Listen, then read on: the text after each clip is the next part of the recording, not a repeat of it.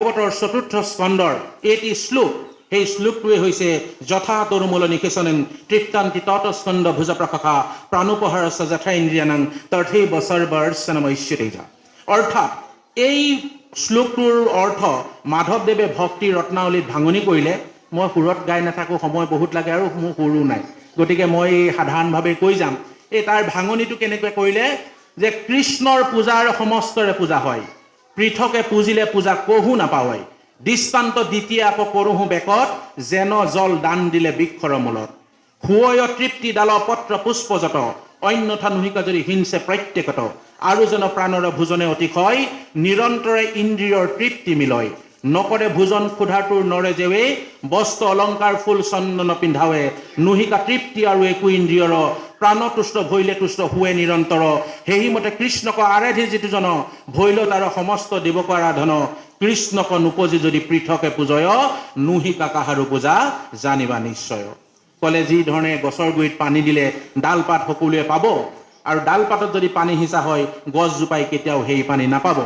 ঠিক তেনেকৈ মোৰ পেটত যদি ভোক আছে, মই খুব ধুনীয়াকৈ ফুট চন্দন পিন্ধি এইবোৰ ড্ৰেছ কৰি আহিলে মোৰ পেটে কিন্তু শান্তি নাপাব, নহয়নে বাৰু? সেইদৰে কৈছে যদি কৃষ্ণক নুবুজি অন্য দেৱতাক পূজা হয় তেতিয়াহ'লে কোনো দেৱতাই এই পূজা নাপাব। আৰু যেতিয়াই এই কথাষাৰ মাধৱদেৱে বুজি পালে তেতিয়া মাধৱদেৱে অৱস্থা কেনেকুৱা হ'ল? শংকৰৰ পৌৰ বাণী শুনি মাধৱৰ,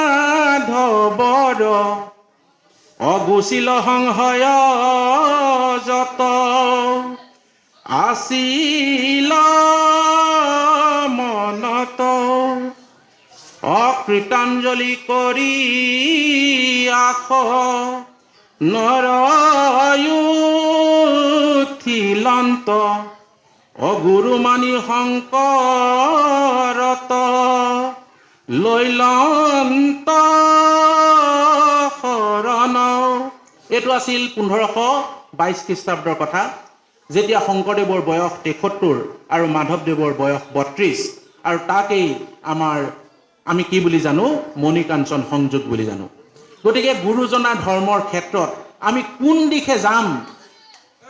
আমি আগমবাদত যাম নে নিগমক আমি অনুসৰণ কৰিম?